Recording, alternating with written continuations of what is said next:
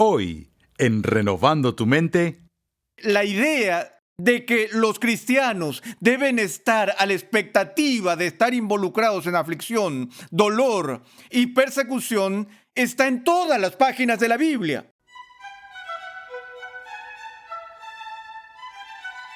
bienvenido una vez más a Renovando tu Mente con el Dr. R.C. Sproul. Este es el episodio 24 en la serie de enseñanza Del polvo a la gloria, Nuevo Testamento. En esta amplia serie estamos viendo un panorama de la verdad bíblica a lo largo y ancho de toda la Escritura. En el episodio anterior estudiamos sobre el libro de Hebreos y vimos cómo esta hermosa carta revela poderosamente la forma en que Jesús fue anunciado durante siglos antes de su encarnación. Hoy veremos el resto de estas cartas que junto con Hebreos son conocidas como epístolas generales.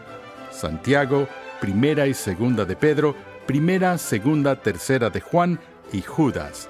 Pasemos de nuevo al salón de clases a escuchar al Dr. R.C. Sproul en la voz de Pepe Mendoza, mientras explica por qué estas cartas siguen siendo vitales para nuestro crecimiento como cristianos el día de hoy. En el Nuevo Testamento tenemos un grupo de libros que son llamados las epístolas generales, en la que se incorpora generalmente al libro de Hebreos. Además, junto al libro de Hebreos tenemos algunos otros libros como el libro de Santiago. Luego tenemos el libro de Judas, las epístolas de San Pedro y las epístolas de Juan. Ahora, en su mayor parte, estos son escritos cortos y breves. Entonces, vamos a agruparlos a todos juntos en este segmento del día de hoy. Vamos a empezar observando, en primer lugar, en el libro de Santiago. Este libro es importante por varias razones. La primera de ellas es que de todos los libros en el Nuevo Testamento, Santiago es el único que sigue un género literario particular que reconocemos como literatura sapiencial. Recordemos que cuando vimos la literatura de sabiduría del Antiguo Testamento, les mencioné que había un libro en el Nuevo Testamento que también estaba incluido bajo esa categoría de literatura de sabiduría. Ese es el libro de Santiago. Santiago, por supuesto, era judío y sus escritos suenan muy judíos. Bueno, no sé si suenan de esa manera si los lees en voz alta, pero tienen el sabor de un autor judío. No sabemos a ciencia cierta quién escribió el libro de Santiago, pero si existe un consenso, el consenso sería que el libro de Santiago fue escrito por Jacobo, el hermano de Jesús. Jacobo, también llamado Santiago, presidió el Concilio de Jerusalén en la iglesia primitiva. Sabemos que este hermano de sangre de Jesús, uno de los hijos posteriores de José y María, no era creyente en Jesús durante su ministerio terrenal, sino que según su propio testimonio llegó a ser creyente después de la resurrección y alcanzó una posición de preeminencia en la iglesia primitiva. Su apodo era Santiago el Justo. Y a veces se referían a él cariñosamente como rodillas de camello, porque el hombre pasó tanto tiempo orando que desarrolló unos callos grandes y notables en sus rodillas. Pero la otra cosa que es característica de su libro es que encontramos en ese pequeño libro de Santiago más citas que suenan muy similares al estilo de aforismos que fueron utilizados por Jesús más que en cualquier otro libro del Nuevo Testamento. Entonces, esto nos hace pensar que cuando estamos leyendo el libro de Santiago, estamos recibiendo alguna información originada en las enseñanzas originales de Jesús, que no se pueden encontrar en otro lugar en el Nuevo Testamento, y eso le da cierta riqueza al libro. Pero siguiendo el estilo de literatura de sabiduría, nos encontramos con muchas frases cortas y concisas que se utilizan a lo largo de la epístola. Estas no siguen un orden unificado, cronológico de un tema principal, sino que Santiago brinca entre diferentes temas en la medida que se presentan. A él le gusta hablar de las preocupaciones éticas que enfrenta la comunidad cristiana, y a menudo establece las cosas en formato de paralelismo, muchas veces en un paralelismo antiético. Si recuerdan, aprendimos cómo la literatura de la sabiduría usó esta elaboración en paralelismos, y Santiago hablará en paralelismos y así sucesivamente. Al comienzo de su epístola, él está preocupado por dar aliento a aquellos que están soportando pruebas y tribulaciones. Dice al principio: Santiago, siervo de Dios y del Señor Jesucristo. Verso 2, tengan por sumo gozo, hermanos míos, cuando se hallen en diversas pruebas, sabiendo que la prueba de su fe produce paciencia, y que la paciencia tenga su perfecto resultado, para que sean perfectos y completos, sin que nada les falte. Y si a alguno de ustedes le falta sabiduría, que se la pida a Dios, quien da a todos abundantemente y sin reproche, y le será dada. Pero que pida con fe, sin dudar, porque el que duda es semejante a la ola del mar, impulsada por el viento y echada de una parte a otra. No piense pues ese hombre que recibirá cosa alguna del Señor, siendo hombre de doble ánimo, inestable en todos sus caminos. Luego se dirige inmediatamente a una situación de aflicción, de sufrimiento que sus hermanos en la fe están soportando. Y después habla en términos muy prácticos sobre lo que se necesita para soportar mientras se atraviesa el sufrimiento y persecución, entendiendo que las pruebas que experimentamos en un nivel humano son pruebas de nuestra fe, maneras en las que Dios nos lleva a un nivel más alto de santificación, y la forma en la que hemos de hacer frente a estas dificultades es con sabiduría. Si lo recuerdas, en el estudio del Antiguo Testamento dijimos que el judío no entiende la sabiduría en un sentido abstracto filosófico, pero para el judío la sabiduría era el conocimiento práctico y la comprensión de cómo vivir una vida piadosa, cómo vivir una vida dedicada a la rectitud. Ese es el motivo, ese es el acento que Santiago nos da en su epístola. Él tiene mucho que decir acerca de la ley de Dios y de las obras. De este modo, algunos han puesto sus escritos en oposición a los escritos de Pablo, dado que Pablo habla sobre nuestra justificación por la fe y no por las obras de la ley. Sin embargo, Santiago se apasiona al mostrarnos que la verdadera fe siempre se manifestará en términos de obediencia, que sí estamos libres de la ley de Dios, pero esa libertad es lo que Santiago llama una libertad real, que no hemos sido liberados hasta el punto del libertinaje, y la libertad de los cristianos no es una licencia para pecar, sino que es una libertad para ser capacitado por el Espíritu de Dios para agradar a Dios con nuestra obediencia. De nuevo, una gran parte de esta enseñanza que él da es similar a la enseñanza de Jesús. Por ejemplo, él reitera la importancia de dejar que tu sí sea sí y tu no sea no, y no hacer juramentos ilegales o jurar por otras cosas que no sean la persona de Dios, como jurar por ídolos y similares, tal como Jesús mismo lo manifestó en el Sermón del Monte. También encontramos en Santiago ese magnífico tratado del poder mortal de la lengua humana. Casi un capítulo entero está dedicado a los peligros que enfrentamos cuando vivimos con lenguas fuera de control.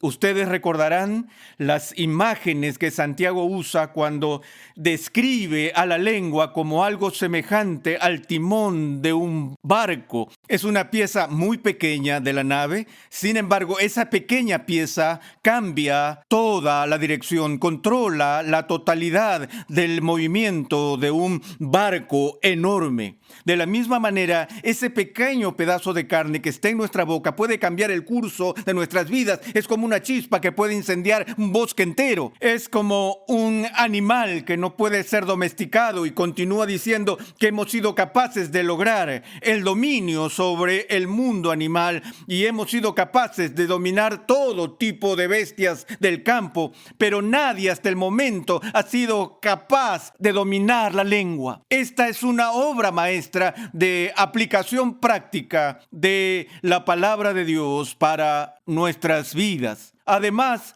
Santiago entra en detalles acerca de la necesidad de la oración piadosa y pone a Elías como un ejemplo del Antiguo Testamento de un hombre cuyas oraciones fueron eficaces. Y en su exhortación a la comunidad de su propio día a ser perseverantes en la oración, Santiago dice que Elías era un hombre igual que nosotros. Y él, a través de sus oraciones, fue capaz de cerrar los cielos durante 3 años y luego trajo la lluvia cuando fue necesario. Y luego él nos entrega esa declaración clásica de que la oración ferviente y eficaz del hombre justo puede mucho. Así anima a sus lectores con estas palabras de aliento. Si alguien está sufriendo, si uno tiene alguna necesidad, que ellos oren. Llamen y junten a los hermanos, pasen tiempo en sus rodillas. Está exhortando a la gente a hacer eso mismo que él hizo, y es algo que creo, y eso es especulación, pero no una especulación tan arriesgada, es un patrón de comportamiento que estoy seguro atestiguó en la vida de su propio hermano. Ahora, a menudo he dicho que si tuviera la oportunidad de pedirle a Jesús que resumiera la esencia de la fe que entregó a su iglesia y le pidiera que nos diera las prioridades principales para nuestro comportamiento. Jesús, ¿qué debemos hacer más que cualquier otra cosa? ¿De qué debemos ocuparnos?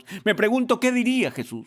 No lo sabemos, porque nunca dijo que esta es la única cosa a lo que todo queda reducido. Sin embargo, la segunda mejor opción sería hacer que el hermano de Jesús venga y decirle al hermano de Jesús qué es lo más significativo que debemos estar haciendo como creyentes para agradar a Dios. Por supuesto, la respuesta que Santiago da a esa pregunta es extraordinaria. Pocas personas la suponen, pero al final de su epístola, después de que ha dado todas estas exhortaciones y todas estas advertencias, dice: antes bien, sea vuestro sí, sí, y vuestro no, no. Y luego dice que la esencia de la verdadera religión es el cuidado de las viudas y los huérfanos. ¿Ves lo práctico que es Santiago en su preocupación y en su orientación? ¿Quién iba a imaginar que cualquier apóstol diría que por encima de todo, antes que nada, deja que tu sí sea sí y tu no sea no? Incluso, esto es una reminiscencia no solo de lo que Jesús enseñó en el Sermón del Monte, sino que es un recuerdo de sus palabras ante Poncio Pilato, cuando Pilato le preguntó si era un rey. Jesús eludió la pregunta y dijo: para esto he venido al mundo, para dar testimonio de la verdad.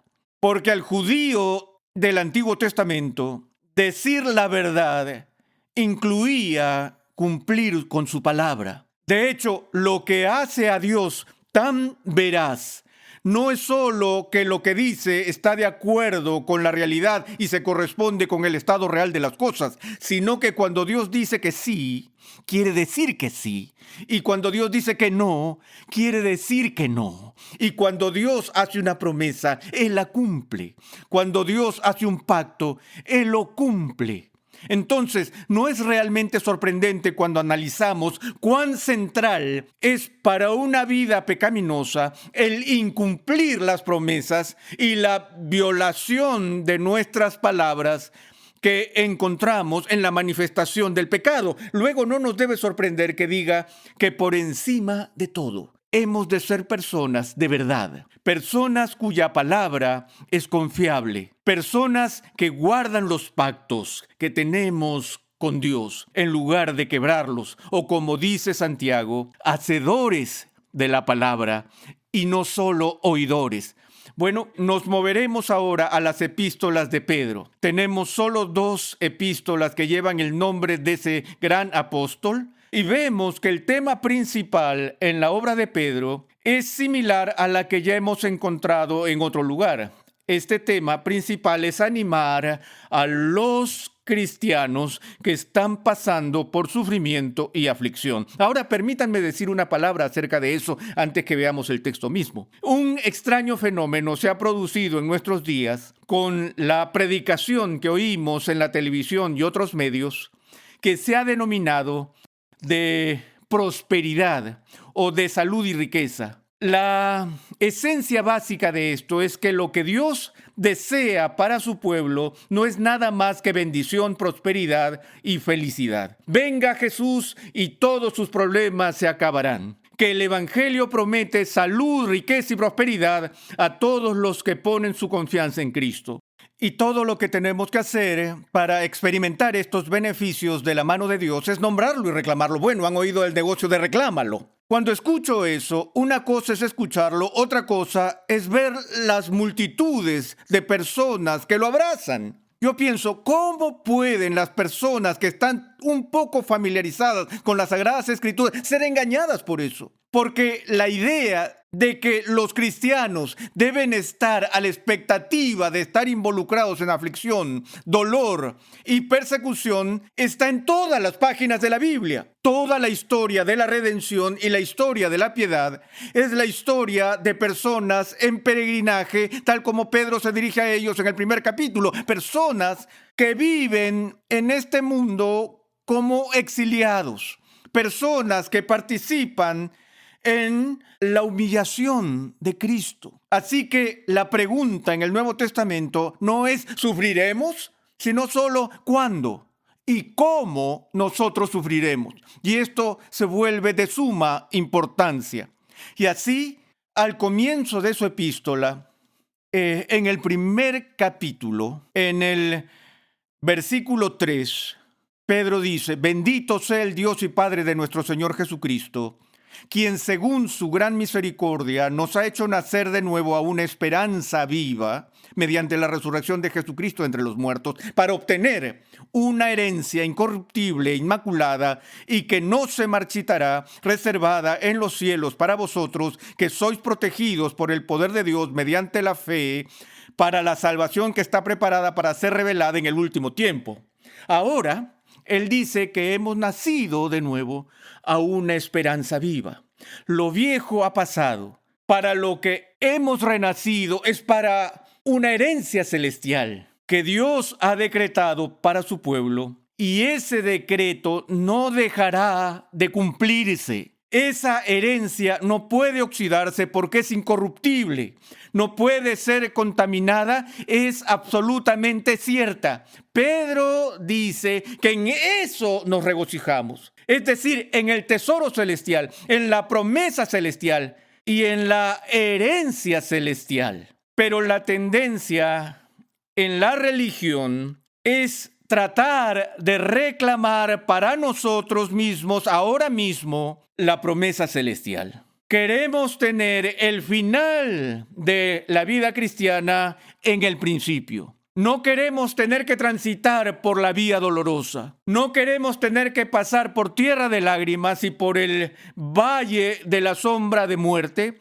Lo queremos ahora. Es obtener de forma prematura la promesa futura. Ahora nos regocijamos de que esta herencia segura y cierta se ha atesorado para nosotros en el cielo. Entonces Pedro dice: en lo cual os regocijáis grandemente, aunque ahora, por un poco de tiempo, si es necesario, seáis afligidos con diversas pruebas, para que la prueba de vuestra fe, más preciosa que el oro que perece, aunque probada por fuego, sea hallada que resulta en alabanza, gloria y honor en la revelación de Jesucristo, a quien sin haberle visto le amáis.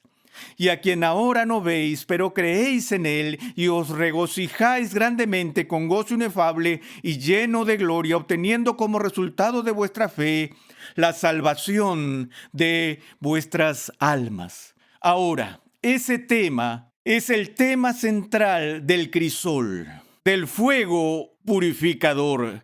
El propósito de las pruebas de fuego que somos llamados a soportar no es para destruirnos, sino para refinarnos. Ese tema central se encuentra en Pablo, se encuentra en los escritos de Pedro, también en los escritos de Juan, en los escritos de Santiago. Es este testimonio apostólico uniforme de que Dios está usando nuestro dolor para nuestra purificación, para nuestra santificación, por el que podemos aprender a mirarlo a Él para nuestro aliento y nuestro consuelo. Que el dolor, aunque podría ser a veces aparentemente insoportable, no es en vano, tiene un propósito eterno. Pedro finaliza su obra con una declaración similar cuando él habla al pueblo diciendo: amados, no os sorprendáis del fuego de prueba que en medio de vosotros ha venido para probaros, como si alguna cosa extraña se estuviera aconteciendo. Antes bien, en la medida en que compartís los padecimientos de Cristo, regocijaos, para que también en la revelación de su gloria os regocijéis con gran alegría. Si sois vituperados por el nombre de Cristo, dichosos sois, pues el Espíritu de gloria y de Dios reposa sobre vosotros. No piensen que es algo extraño, sino que esto sucede cuando las personas dan falsas promesas. Cuando los predicadores dicen: si vienes a Jesús nunca tendrás ningún tipo de dolor, no tendrás ningún tipo de problema. Eso me molesta, porque entonces cuando el dolor llega, estas personas pasan por una crisis de fe y necesitan que se restaure su fe. Pero ellos necesitan entender que Dios no les ha fallado, porque Dios nunca les prometió una vida exenta de aflicción. Por el contrario, así como lo declaran Primera y Segunda de Pedro, que Dios nos ha llamado a participar en estas cosas y que no debemos pensar que es extraño cuando éstas sucedan. Ahora, en los escritos de Juan, en las 3 pequeñas cartas de Juan, la preocupación es mostrar el amor de Dios en las relaciones de la iglesia. Uno de los temas principales es la caridad que cubre una multitud de pecados y que debemos vivir una vida de santidad que se manifiesta por la fe. Ahora, de nuevo, una de las principales preocupaciones de Juan en sus escritos es similar a la de los otros escritos que hemos visto: la invasión de la herejía en la vida de la iglesia. Juan habla sobre el espíritu del anticristo que ya está trabajando en el mundo. Y la herejía principal que Juan discute en sus escritos es la del docetismo. Los docetistas eran un subgrupo de gnósticos herejes en la iglesia primitiva que negaban la realidad de la naturaleza humana de Jesús.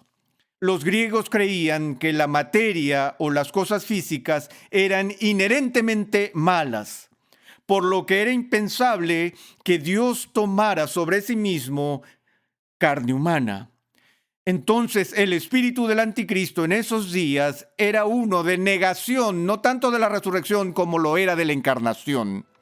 Por tanto, necesitamos prestar atención y ser muy cuidadosos de que no solo es algo muy peligroso cuando la gente niega la deidad de Cristo, como muchos hacen, sino también es extremadamente peligroso cuando negamos la humanidad de Jesús. Ambos pertenecen a la obra del espíritu del anticristo.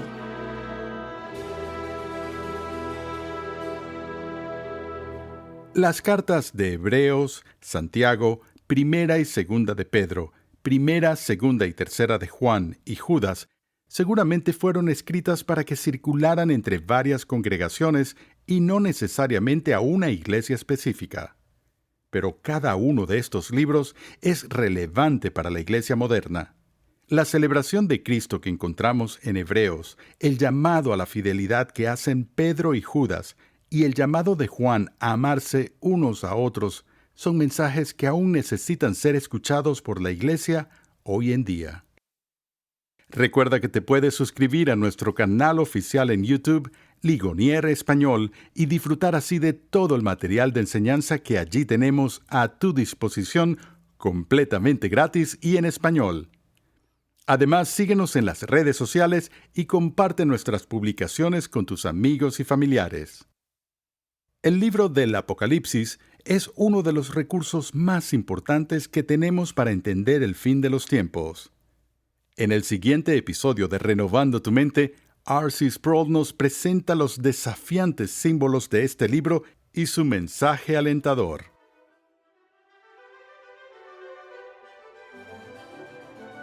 Renovando tu Mente es una producción de los Ministerios Ligonier, la confraternidad de enseñanza del Dr. R.C. Sproul. Nuestra misión, pasión y propósito es ayudar a las personas a crecer en su conocimiento de Dios y su santidad. Nuestra programación es posible gracias al generoso apoyo en oración y financiero de cristianos alrededor del mundo. Para hacer tu donación, por favor visita nuestra página web renovandotumente.org. Para contactarnos, por favor envíanos un correo electrónico a programa@renovandotumente.org con tus preguntas, testimonios y comentarios.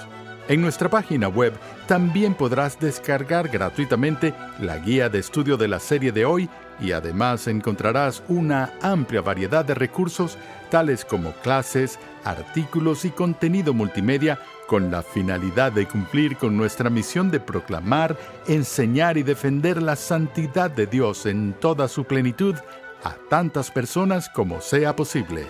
Te invitamos a sintonizarnos nuevamente en esta misma emisora y en este mismo horario y a unirte a nuestra comunidad virtual en las redes sociales.